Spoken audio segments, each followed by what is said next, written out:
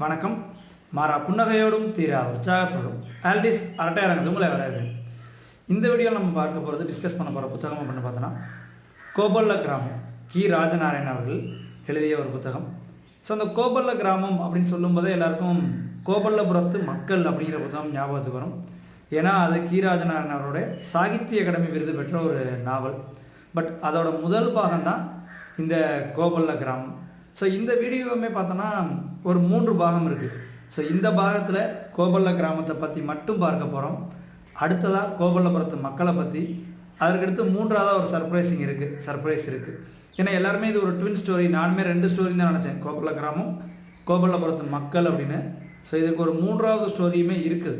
So அந்த 3ஆவது பாகத்தில் அந்த 3ஆவது ஸ்டோரி என்ன, ஸோ அதுக்கும் இந்த புத்தகங்களுக்குமான கனெக்ஷன் இருக்குது, எப்படி இருக்குது, ஒவ்வொரு புத்தகமும் என்ன மாதிரியான ஒரு பிளாட்டை பேசுது அப்படிங்கிறத மொத்த தொகுப்பாக கடைசியாக பார்க்கலாம்.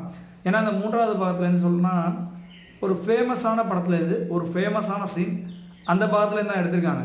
பட் அதை பற்றி அவ்வளோவா நமக்கு தெரியல. ஸோ இது ஒவ்வொரு பாகமாக பார்த்துக்கிட்டே போகலாம். சரி, இப்போ 3 பாகம்னு சொல்லியாச்சு. அப்போ இந்த புத்தகத்தை பார்த்துட்டும் தனியாக படிக்கலாமா அப்படின்னு கேட்டால் தாராளமாக படிக்கலாம். ஸோ அதான் ஒரு ஸ்பெஷாலிட்டி. இந்த 3 புத்தகங்களுமே இப்போ மார்வல் காமிக்ஸில் சொல்கிறோம்ல, ஸ்டாண்ட் அலோன் ஃபிலிம்ஸ், மொத்தமாக ஒரு 25-30 படம் தொடர்ச்சி இருக்கும். ஆனால் தனித்தனியாகவும் அதை பார்க்கலாம். அதே மாதிரி இந்த 3 புத்தகங்களுமே தனித்தனியாக பார்க்கலாம், தனித்தனியாக படிக்கலாம். கோபல்ல கிராமம் மட்டும் படிக்கலாம், கோபல்லபுரத்து மக்களை மட்டும் படிக்கலாம், அந்த இன்னொரு கதையும் தனித்தனியாக படிக்கலாம். ஒவ்வொன்றுமே ஒவ்வொரு டைமென்ஷன் இருக்குது, ஒவ்வொன்றும் வித்தியாசமான கதைக்களம் அப்படின்னு சொல்லலாம். அது கதைக்களம் அப்படின்னு சொல்கிறத விட அதோட தீம், மையப்புள்ளி ஒவ்வொன்றிலையும் ஒவ்வொரு மாதிரி போகுது அப்படின்னு சொல்லலாம். ஸோ இப்போ இந்த பாகத்தை பற்றி பார்ப்போம், இந்த புத்தகத்தை பற்றி.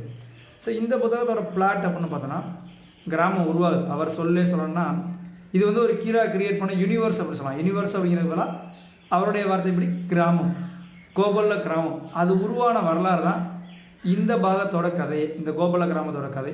ஸோ கிராமத்தை உருவாக்கிட்டு அடுத்ததாக மக்களை உருவாக்குறாரு. ஸோ அதுதான் 2ஆவது பாகம், கோபல்லபுரத்து மக்கள். இப்போ இந்த கிராமம் உருவான கதை, இதோட பிளாட் எப்படி போகுது அப்படின்னு பார்த்தோன்னா, இருவேறு விதங்களில் இந்த கதை பிரிஞ்சு போகுது அப்படின்னு சொல்லலாம். ஒன்று, இந்த கதையோட முக்கியமான கதை மாந்தர்கள் அப்படின்னு பார்த்தோன்னா, கோபல்ல கிராமத்தில் கோட்டையார் வீடு அப்படின்னு ஒரு வீடு இருக்குது. அந்த வீட்டில் உள்ள மனிதர்கள். ஸோ அந்த மனிதர்கள் மூலமாக சமகாலத்து நிகழ்வுகள் சொல்லப்படுது. அந்த வீட்டில் ஒரு பாட்டி இருக்காங்க. பாட்டின்னு சொல்கிறது ஒரு பூட்டி, பாட்டியோட அம்மான்னு நினைக்கிறேன், பூட்டி. மங்கத்தாயார் அம்மாள் அப்படின்னு ஒருத்தவங்க இருப்பாங்க. ஸோ அவங்களின் வழியாக ஒரு 200 வருஷத்துக்கு முந்தைய கதை உருவாது. ஸோ இதோட டைம் லைன், இந்த கதையோட நடக்கிற காலம் அப்படின்னு பார்த்தோன்னா, இஸ்லாமிய மன்னர்களுடைய படையெடுப்புலேருந்து வெள்ளைக்காரர்கள் நாட்டுக்குள்ளே வர்றது வரை. ஸோ இது காலகட்டம். ஸோ இதே கோபல்லபுரத்து மக்களுக்கும் அந்த 3ஆவது கதைக்கும் காலகட்டம் வேறு மாறப்போகுது. ஸோ இந்த முதல் பாகத்தை பொறுத்தவரையும் இஸ்லாமிய மன்னரோட வருகை அங்கே தொடங்கி வெள்ளைக்காரர்களோட வருகை, இந்த 2 வருகைக்கும் இடைப்பட்ட காலகட்டம்.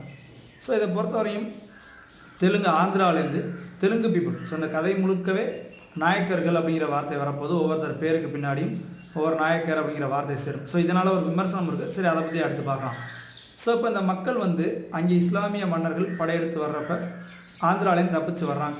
ஸோ அந்த நினைவு குரல் வழியாக அந்த மங்கத்தாயார் அம்மாள் சொல்கிறாங்க.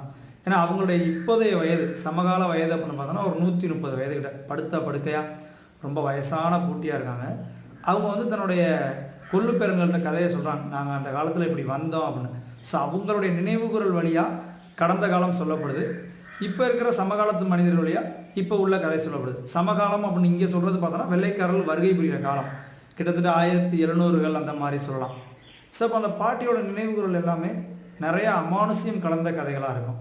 ஏன்னா வந்துட்டு அவங்க எப்படி ஒடியாந்தாங்க, ஏன்னா வந்து முதல்ல ஒரு இஸ்லாமிய மன்னர் இவங்க குடும்பத்தில் பொண்ணு எடுக்கணும் அப்படிங்கிற நிர்பந்திக்கிறாரு. இவங்களும் கல்யாணத்துக்கு வேறு வழி இல்லாமல் ஒத்துக்கிறாங்க. பட் அப்போது ஒரு சில காட்சிகள் நடக்குது. ஸோ அதை பார்த்து தப்பிச்சோம் பொழைச்சோன்னு ஒடியாடுறாங்க. ஸோ அப்படி தான் ஆந்திராவிலேருந்து இங்கே தமிழ்நாட்டுக்கு வர்றாங்க.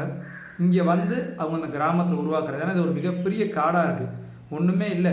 அந்த காட்டை அழித்து அவங்க வந்துட்டு ஒரு கிராமத்தை உருவாக்குறாங்க அப்படின்னு சொல்லலாம். ஸோ இப்போ இந்த இடத்துல பார்த்தோன்னா அந்த கிராமத்தை உருவாக்குற மெத்தட்ஸ் எல்லாமே ரொம்ப அழகாக சொல்லப்படும். அது மாதிரி இந்த ஒடியாந்த காலத்தில் நிறைய அமானுஷ்ய கதைகளை இந்த மங்கத்தாயார் அம்மாள் வந்து சொல்லுவாங்க. ஸோ இப்போ இதை வந்து அமானுஷ்ய கதைகளை வந்துட்டு இந்த கதைக்குள்ளேயே ஒரு கதாபாத்திரம் சொல்லும், பாட்டி சும்மா கண்டதை நினச்சி உளருது அப்படின்னு. ஸோ இப்போ இந்த இடத்துல பார்த்தோன்னா உங்களுக்கு அமானுஷ்யம் ஏற்றுக்க முடியல, இது எப்படி நம்ம நம்புறது அப்படின்னு நினச்சிங்கன்னா, அந்த கதாபாத்திரம் சொல்லுது பாட்டி ஏதோ உளருது. ஏன்னா ஒரு வயசான 120 வயசான பாட்டி வந்து நினைவு கூறும்போது அவங்களுக்கு வந்து சரியாக ஞாபகம் இருக்காது. ஸோ அவங்க தடுமாறி சொல்லலாம். ஸோ அப்போ அமானுஷ்யம் கலக்கிறதுக்கான வழிகள் இருக்குது. ஏன்னா அவங்க ஒரு 15 வயசில் ஒடியாடுறாங்க, அந்த ஊரை விட்டு, ஆந்திராவை விட்டு ஒரு 15 வயசில் ஒடியாடுறாங்க. இன்றைக்கி அவங்களுடைய வயது 130. தன்னுடைய கொள்ளுப்பெருங்களை வச்சு நினைவுகள் வழியாக கதையை சொல்லிக்கிட்டு இருக்காங்க. ஸோ அப்போ கொஞ்சம் நினைவு தடுமாறி தான் அந்த கதைகள் வருது அப்படின்னு நம்ம எடுத்துக்கலாம். அதன் பிறகு சமகாலத்து கதை. அப்போ என்னென்ன மாதிரியான மாற்றங்கள் நடக்குது, குறிப்பாக சொல்லணும் நிறைய கிளை கதைகள் இருக்கும். ஒவ்வொருத்தர் பேருக்கு பின்னாடி என்ன காரணம், ஒருத்தரை ஏன் இப்படி சொல்கிறோம், அவரை ஏன் இப்படி சொல்கிறோம் அப்படின்னு நிறையா கதைகள் வரும். இது எல்லாமே குறிப்பாக அவருடைய கீராஜனாரோட கதை சொல்லல் விதம். இது இந்த அடுத்த கோபாலபுரத்து மக்களாக இருக்கட்டும், 3ஆம் பாகமாக இருக்கட்டும், எல்லாத்துலையும் இதே தான் மெத்தட் தொடரப்போகுது. அவர் ஒரு கதையிலேருந்து இன்னொரு கதைக்கு நகர்ற விதம் எப்படி இருக்குன்னா, இந்த மேஜிக் மேன் தொப்பிக்குள்ளேருந்து முயல் எடுப்பாங்கள்ல, அந்த மாதிரி சில நேரம் முயல் வரும், சில நேரம் புறா வரும், எதுக்குள்ளேருந்து எது வருதுன்னு நமக்கு தெரியாது. அதே பேட்டர்ன் தான். அழகாக அவர் ஒரு கதையிலேருந்து இன்னொரு கதைக்கு அப்படியே தவுவார். அந்த தவறுதை நம்மளால் உணரவே முடியாது கொஞ்சம் நேரத்துக்கு. நம்ம இந்த கதையில் படிச்சுக்கிருந்தோம், இன்னொரு கதைக்கு எப்படி வந்தோம், ஏன்னா ஒரு கிளை கதையிலேருந்து இன்னொரு கிளை கதைக்கு மாறுவார். அது மாறுறதே நமக்கு ஃபஸ்ட்டு புரியாது. நமக்கு புரியாதுங்கிறது நம்மளால் உணர முடியாது. நம்ம இன்ட்ரெஸ்டாக கதையை படிச்சுக்கிருப்போம், அந்த கதையிலேருந்து இன்னொரு கதைக்கு மாறி இருப்பார். ஆகா நம்ம அந்த கதையில் படிச்சுக்கிருந்தோம், எப்போ இவங்கிட்ட தப்பி வந்தார் அப்படிங்கிறது நமக்கு ஒரு ஆச்சரியமாக இருக்கும். பட் எதையுமே விட்டகுறை தொட்டகுறையாக முடிக்க மாட்டார், எல்லா கதைக்குமே முழுமையாக முடிச்சிருவார். பட் நம்ம ஒரு கதையிலேருந்து இன்னொரு கதைக்கு மாறுகிற அந்த டிரான்சிஷனை நம்மளால் உணர முடியாது. ஏன்னா இப்போ கோகுல கிராமமே எடுத்துக்கிறோமே, இதோட முதல் காட்சி அப்படிங்கிறது பார்த்தோன்னா ஒரு கர்ப்பிணி பெண், அவளுக்கு நடக்கக்கூடிய ஒரு துயரம் தான். அதில் தான் முதல் காட்சியில் கதை தொடங்கும். ஆனால் அதற்கு பிறகு அவர் கோகுல கிராமம் உருவான கதைக்குள்ளே போயிடுவார். ஸோ ஒரு பக்கம் பாட்டியோட நினைவுகுரல், மங்கத்தாயார் அம்மாள் அவங்களுடைய நினைவுகுரல், இன்னொரு பக்கம் சமகால கதை, இது ரெண்டும் போய்கிட்டு இருக்கோம். ஸோ அந்த கர்ப்பிணி பெண் கதையை நம்ம மறந்துருப்போம். கதையில் கடைசி சமயத்தில் அந்த கர்ப்பிணி பெண்ணுக்கு நடந்த துயரத்திற்காக ஊர் பஞ்சாயத்தை கூட்டி சில தண்டனைகள்லாம் கொடுப்பாங்க. ஸோ இந்த இடைப்பட்ட கேப்பில் முதல் காட்சிக்கும் இந்த ஊர் பஞ்சாயத்துக்கு இடையில் அவர் நிறையா கதையை சொல்லிடுறாரு, இந்த கிராமம் உருவான கதையை சொல்லிடுறாரு. பட் நம்ம இங்கேருந்து இங்கே தப்பி வந்ததே மறந்துருப்போம். நல்லா படிச்சுக்கிட்டு இருக்கும்போது கர்ப்பிணி பெண்ணே மறந்துட்டேன். திருப்பி ஊர் பஞ்சாயத்தை கூட்டும்போது தான் ஆமல்ல முதல் காட்சியே கர்ப்பிணி பெண்ணில், அதற்கு பிறகு இங்கே ஊர் பஞ்சாயத்துக்கு இடையில் அவர் எவ்வளோ கதையை சொல்லி முடிச்சிட்டாரு அப்படிங்கிற மாதிரி ஆச்சரியம் பயங்கரமாக இருக்கும். இந்த கிராமத்தோட பேரை கூட அவர் ஒரு 100வது பக்கம் 104வது பக்கத்தில் தான் கதையில் வரும். ஏன் இந்த பேர் இந்த கிராமத்துக்கு வந்துச்சு அப்படின்னு.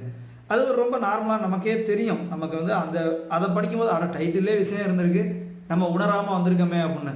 ஏன்னா கிராமத்தோட பேருக்கான காரணத்தை அவர் ஒரு 100வது பக்கத்துலாம் வைக்கிறாரு. அவ்வளவுக்கு சுவாரஸ்யமாக எந்த கதையிலேருந்து எதுக்கு நகர்றோம் அப்படிங்கிறது தெரியாது.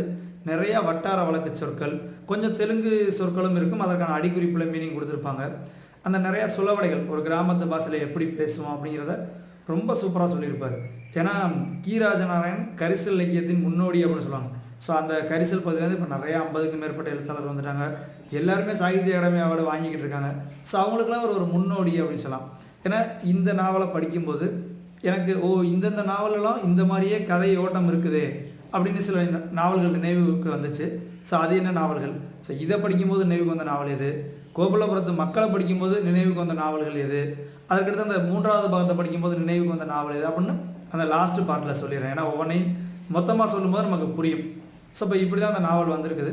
ஒரு நினைவுகூறல் வழியாக கடந்த காலமும் சமகாலமும் சொல்லப்படுற ஒரு நாவல் கோகுல கிராமம் இப்படி உருவாகுது. ஸோ இதற்கு பிறகு கோகுலபுரத்து மக்களில் தனித்தனி மனிதர்களோட கதை வரப்போகுது. ஸோ அது எப்படி இருக்குங்க அடுத்த பாகத்தில் பார்ப்போம். இப்போ குறிப்பாக இந்த நாவல் மேலே ஒரு விமர்சனம் இருக்குது. என்னென்னு பார்த்தோன்னா, நாவல் முழுவதும் நாயக்க மக்கள் தான் சொல்கிறாங்க, எல்லார் பேருக்கு பின்னாடி நாயக்கர்லாம் வருது. ஸோ இப்போ இதில் இன்னொரு விஷயம் சொன்னோம், கதையில் நிறையா நாயக்கர்கள் வருவாங்க, அதாவது அவங்கவுங்க பேரோட சேரும். கோட்டையார் வீட்டில் பார்த்தோன்னா கோவிந்தப்ப நாயக்கர் இருப்பார், அக்கையான ஒரு முக்கியமான கதாபாத்திரம் இருக்கும். இப்போலாம் வரும்போது இந்த பேர்களை நீங்கள் ஞாபகம் வச்சுக்கன்னு ரொம்ப மெனக்கிட வேணாம். ஏன்னா இப்போ கோட்டையார் வீட்லேயே ஒரு 7-8 அண்ணன் தம்பி இருப்பாங்க, யார் எவர் அப்படின்னு நீங்கள் அதை ஞாபகப்படுத்திக்கிட்டே இருக்க நினச்சிங்கன்னா உங்களுக்கு கதையோட்டம் மிஸ் ஆயிடும். ஸோ அதெல்லாம் ஒரு பேர் சொற்கள் தான், நீங்கள் கதையோட்டத்தில் போயிடலாம், யார் என்னென்னு ரொம்ப நீங்கள் துல்லியமாக ஞாபகம் வச்சுக்க தேவையில்லை. ஸோ இப்போ இந்த நாயக்கர்னு வர்றது ஒரு குறிப்பிட்ட சமுதாயத்தை எழுதியிருக்காரு அப்படின்ற ஒரு விமர்சனம் வரும். அது மாதிரி சில பிற்போக்குத்தனங்கள் கதைக்குள்ளே இருக்குது. குறிப்பாக கோட்டையார் வீட்டை எடுத்துட்டோன்னா அந்த வீட்டோட பெண்களை பற்றி பேசலாம் அப்படின்லாம் விமர்சனங்கள் இருக்கும். பட் இதெல்லாம் எந்த அளவுக்கு சரி தவறு அப்படின்னு பார்த்தோன்னா, இந்த மொத்த நாவல்லையும் எல்லாருக்குமே படித்து முடித்தோன்னு நினைவுக்கு வர்றது மங்கத்தாயார் அம்மாள், கோட்டையார் வீட்டில் இருக்கக்கூடிய பூட்டி. ஸோ ஒரு பெண்ணோட வழியில் தான் இந்த கதை மொத்தமே சொல்கிறாங்க. ஸோ அதனால் ஒரு பெண்ணுக்கு முக்கியத்துவம் கொடுக்கல அப்படின்னு சொல்ல முடியாது. அடுத்து கதை முழுசு நாயக்கர்னு வருது அப்படின்னு பார்த்தோன்னா, அந்தந்த நிலப்பரப்புலேருந்து உருவாகக்கூடிய ஒரு எழுத்தாளர்கள் அந்தந்த சமுதாயத்தை சார்ந்து அதுலேருந்து வரக்கூடிய எழுத்தாளர்கள் அவங்களுடைய கதையை தான் சொல்லுவாங்க பெரும்பாலும். இது நீங்கள் ஒரு துல்லியமாக சொல்லணும்னா ஒவ்வொரு எழுத்தாளரையும் நீங்கள் எடுத்து பார்த்தீங்கன்னா அவங்க எழுதுகிற கதைக்கெல்லாம் பார்த்தோன்னா அவங்கள் சார்ந்த சமுதாயமாக பெரும்பாலானவருக்கு இருக்கும். இது தவறுன்னு கிடையாது. ஏன்னா வந்து அவங்கள பற்றி தான் நல்லா தெரியும். இப்போ நான் என் ஊரை பற்றி தான் நல்லா எழுத முடியும், இன்னொரு ஊரை பற்றி நான் துல்லியமாக எழுத முடியுமான்னு கேட்டால் சரியாது. இப்போ ஒரு நட்சத்திரவாசிகள் அப்படின்னு ஒரு கதை இருக்குது. அதில் வந்து ஐடி வேலையில் இருக்கக்கூடிய நிறைய குறைகள் இருக்கும். அவர் அந்த எழுத்தாளர் வந்து ஐடி தொழிலில் ஒர்க் பண்ணனால தான் அதை எழுதும்போது துல்லியத்தன்மை இருக்கும். இன்னொருத்தர் எழுதும்போது துல்லியத்தன்மை இருக்காது. ஸோ அதை வந்து அவங்க சமுதாயத்தை சார்ந்து எழுதியிருக்காரு அப்படின்னு ஒதுக்கிட முடியாது. இன்னொன்று எப்போ நம்ம வந்து இதை தவறுன்னு சொல்லலாம்னா ஒரு குறிப்பிட்ட சமுதாயத்தை உயர்த்தி எழுதும்போது, இப்போ கதை முழுவதும் நாயக்கர்கள் வர்றாங்கன்னா நாயக்கர்களை உயர்த்தி எழுதுனா அதை நீங்கள் வந்து ஒரு குளோரிஃபிகேஷன், இவர் வந்து உயர்த்தி எழுதுறாரு அப்படின்னு சொல்லி தவறுன்னு சொல்லலாம். பட் அப்படி எந்த இடத்துலையுமே கதையில் இருக்காது. முதல்ல அவங்களுடைய வாழ்க்கை முறை, அவங்க எப்படி பஞ்சம் பிழைக்க வந்தாங்க, இப்படி தான் இருக்குது. ஸோ அதனால் வந்து ஒரு உயர்த்தி எழுதினார் அப்படின்னு எந்த இடத்துலையும் சொல்ல முடியாது. ரெண்டாவது பாகம் கோபாலபுரத்து மக்களில் மட்டும் ஒரே ஒரு சென்டென்ஸ் வரும். வந்து குறிப்பிட்ட அந்த நாயக்கர் சமுதாயத்தை பற்றி ஒரு சென்டென்ஸ் வரும். அதையுமே உயர்த்தி சொன்னார்னு அப்படின்னு சொல்ல முடியாது. ஸோ அதை நான் அடுத்த பாகத்தில் சொல்கிறேன். அதே நேரம் அந்த காலகட்டத்தில் சமுதாயத்தில் இருந்த சில ஏற்ற இறக்கங்களும் கதையிலே பதிவு செய்யப்பட்டிருக்கு. ஏன்னா ஒரு தாழ்த்தப்பட்ட அல்லது தீண்டத்தகாத மனிதர்கள் அப்படின்னு சொல்லப்படுற அவங்களுக்கு வைத்தியம் பார்க்கும்போது அவங்க கையில் துணியை போட்டு அதை தான் பிடிச்சி பார்த்தாங்க அப்படின்னு ஒரு சில வரிகள்லாம் வரும். பட் இது அன்றைய காலகட்டத்தின் பிரதிபலிப்பு தான். இதை வந்து ஒரு ஜாதி சார்ந்து உயர்த்தி எழுதினார் அப்படின்னு எந்த விதத்துலையும் சொல்ல முடியாது. அது எல்லாத்துக்குமே நான் ஒரு விமர்சனம் இருக்கும், அது இருக்கக்கூடிய விமர்சனம் தான். பட் அது எல்லாமே நம்ம தவிர்த்தலாம். ரொம்ப எளிமையான கதைக்குள்ளே ஒரு கதையிலேருந்து இன்னொரு கதைக்கு எப்படி தாவரோம்னே தெரியாத அளவுக்கு ஒரு மாய வித்தைகள் நடத்தின ஒரு புத்தகம் அப்படின்னு சொல்லலாம். ஸோ அவசியம் கோபால கிராமம் படிங்க. இதோட அடுத்த பாகமான கோபாலபுரத்து மக்களும் எப்படி இருக்கு அப்படிங்கிறத அடுத்த பாகத்தில் சொல்கிறேன். ஸோ அதற்கு முன்னாடி இந்த பாகத்தை படிச்சுட்டு அடுத்த பாகத்துக்கு வாங்க. ஸோ மறுபடியும் இன்னொரு வீடியோவில் அடுத்த பாகத்தை பற்றி கோபாலபுரத்து மக்களையும் அதற்கு அடுத்த பாகத்தை பற்றியும் தொடர்ச்சியாக பார்ப்போம். ஸோ இந்த நேரத்தில் மறக்காமல் சேனலையும் சப்ஸ்கிரைப் பண்ணுங்கள். மறுபடியும் அடுத்த வீடியோவில் சந்திக்கிறேன். தொடர்ந்து வாசிப்போம். நன்றி.